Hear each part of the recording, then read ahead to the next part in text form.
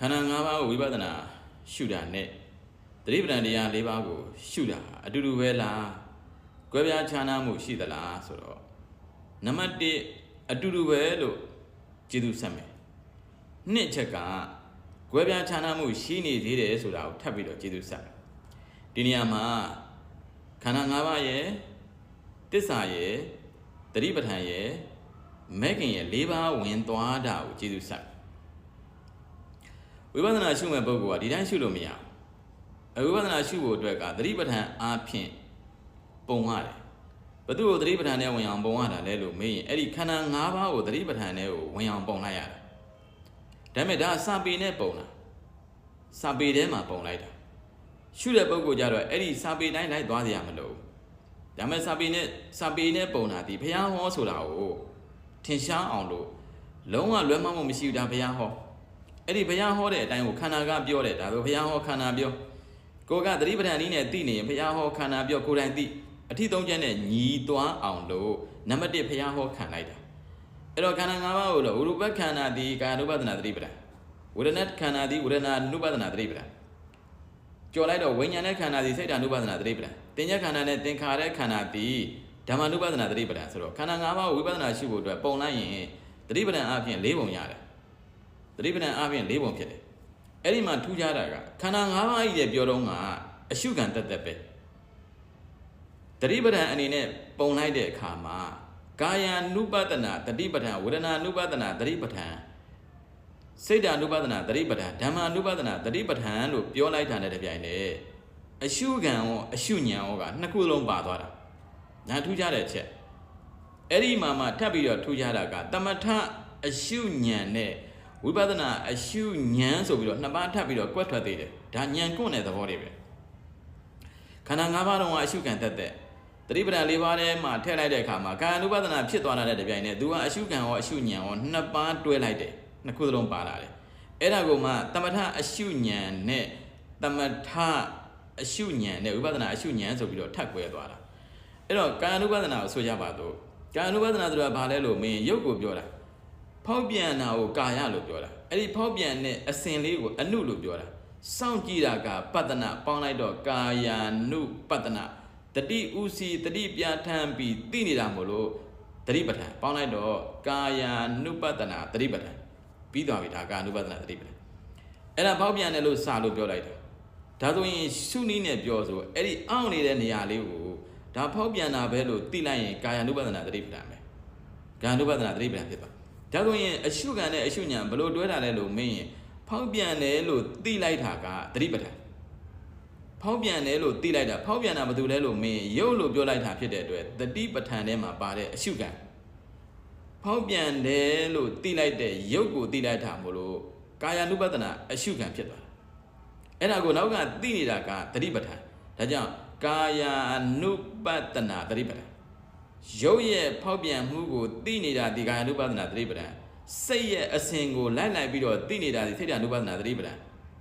ဝေဒနာရဲ့သဘောကိုသိတာဒီဝေဒနာ ानु ပဒနာသတိပဋ္ဌာန်စိတ်ရုပ်ဝေဒနာမခွဲတော့ဘဲနဲ့ဓမ္မသဘောပါလားလို့သိရင်ဓမ္မ ानु ပဒနာသတိပဋ္ဌာန်အဲ့ဒါသတိပဋ္ဌာန်၄မျိုးအဲ့ဒါကိုကြိုက်တဲ့ကိုနဲ့သင်လျော်လျှောက်ပတ်တဲ့တမျိုးမျိုးနဲ့ရှုရမှာအဲ့ဒါဆိုရင်ခန္ဓာနဲ့သတိပဋ္ဌာန်ကအဲ့ဒီလိုကွဲသွားတယ်ခန္ဓာကြီးလည်းပြောတော့ကဟုတ်တယ်အတူတူပဲဒါပေမဲ့ဒီဘက်သတိပဋ္ဌာန်တွေကိုသွားတဲ့အခါမှာအရှုခံရောအရှုဉဏ်ရောကသတိပဋ္ဌာန်ထဲမှာအတွဲလိုက်ဒီမှာတစ်ချက်ထပ်ပြီးတော့မှတ်မှာကဖောက်ပြန်နိုင်သိတာဒီသတိပဋ္ဌာန်သို့တော့သတိပဋ္ဌာန်ပဲရှိသေးတယ်သတိပဋ္ဌာန်ဘာဝနာမဖြစ်သေးဘူးသတိပဋ္ဌာန်ဒီတမထသတိပဋ္ဌာန်ဘာဝနာဒီသူကရှုွက်ထဲကိုဖြစ်သွားတာရောက်သွားတာမို့လို့သတိပဋ္ဌာန်ဘာဝနာဒီသူကဝိပဿနာဖြစ်သွားတာအဲ့ဒါတမထနဲ့ဝိပဿနာကဒီထဲမှာကွဲသွားတာအေးဟုတ်တယ်ဘုရားရှင်လက်ထက်မှာတော့ဘုရားရှင်လက်ထက်တုန်းကတော့တောင်းမယ်မိခဲ့တရေရဲတွေမို့လို့အဲ့လောက်ထိအောင်ခေသီတွင်းကြတင်နေရမလို့တော်တလုံးနေနဲ့သိတယ်ပါရမီတွေကလည်းထူးထူးခြားခြားရှိထားတဲ့ပုံကိုယ်တွေဖြစ်တဲ့အတွက်ဟောနေတဲ့ပုံကိုယ်တွေရောနားနေတဲ့ပုံကိုယ်တွေရောအစွန်းဆုံးထိအောင်နောက်ဆုံးပစ္စည်းမဘွိကများတာဖြစ်တဲ့အတွက်သဲယူကတိတ်လို့ဆရာမလို့အေးဒီနေ့ခေတ်မှာကြတော့အဲ့လိုမျိုးဆိုတာကတော်တော်လေးကိုတွင်တွင်ကြွကြွဟောမှာသဘောပေါက်တယ်ငါဒါကတော့တပည့်တော်ကအဲ့ဒါလောလောလေးနဲ့ဟောရင်လည်းသိတယ်ဆိုရင်တော့ဒါကိုညံအပေါ်မှာသိတာမလို့တာလို့ခေါ်တယ်သို့တော့ဒီမှာဟောရတာကတော့ဖောက်ပြန်တယ်လို့သိရင်သတိပဋ္ဌာန်ဖောက်ပြန်တဲ့သဘောဟာဒုက္ခသစ္စာပဲနှိမ့်ဆက်တာပဲလို့သိရင်သတိပဋ္ဌာန်ဘာဝနာသတိပဋ္ဌာန်ဒီတမထသတိပဋ္ဌာန်ဘာဝနာဒီဝိပဿနာသ သတိပဋ္ဌာန်နဲ့တွဲလိုက်တာကအရှုခံကာယ ानु ပဒနာသတိပဋ္ဌာန်ဖောက်ပြန်တာအဲ့ဒါကိုနောက်ကသိတာဒီအရှုဉဏ်အဲ့ဒါသမထဘက်ကအရှုဉဏ်ဖောက်ပြန်တဲ့နှိမ့်ဆက်တာပဲဒုက္ခသစ္စာပဲပြတ်သွားတာပဲလို့သိရင်ဝိပဿနာဘက်ကသိနေတော့အရှုဉဏ်အဲ့ဒီလောက်ထိအောင်ကွဲသွားတာအဲ့ဒါသာသနာတွင်တရားပဲဘသူကိုရှုတာလဲခန္ဓာကိုရှုတာဘသူအကြောင်းကိုသိအောင်လုပ်တာလဲခန္ဓာအကြောင်းကိုသိအောင်ဒါဆိုဟောပြီသတိပဋ္ဌာန်ဘလို့သွင်းမလဲလို့မေးရင်သွားတိုင်း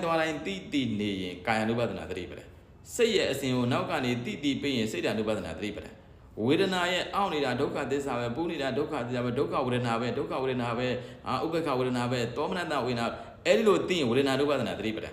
ဒါတွေကဒုက္ခသဘောတွေပါလားလို့သိရင်ဓမ္မ ानु ပဒနာသတိပဋ္ဌာန်ဒါပေမဲ့အများဆုံးအဖြစ်မိတာကတော့ကာယ ानु ပဒနာနဲ့စိတ် ानु ပဒနာမိတာများပါတယ်ဒါတော့ခေတ်အနေထားတစ်ခုရပြောတာကိလေသာထိုညံထိုင်းတဲ့ခေတ်မှာကာယ ानु ပဒနာပို့ပြီးတော့များတယ်ဒါပေမဲ့တစ်ထစ်ကြပြောတာမဟုတ်ဘူးသို့တော့မိနိုင်တာကိုပြောတာကိုအခုလှုပ်ရှားတဲ့သဘောလေးကိုသိနေတာကာယ ानु ပဒနာသတိပဋ္ဌာန်ဆိုတော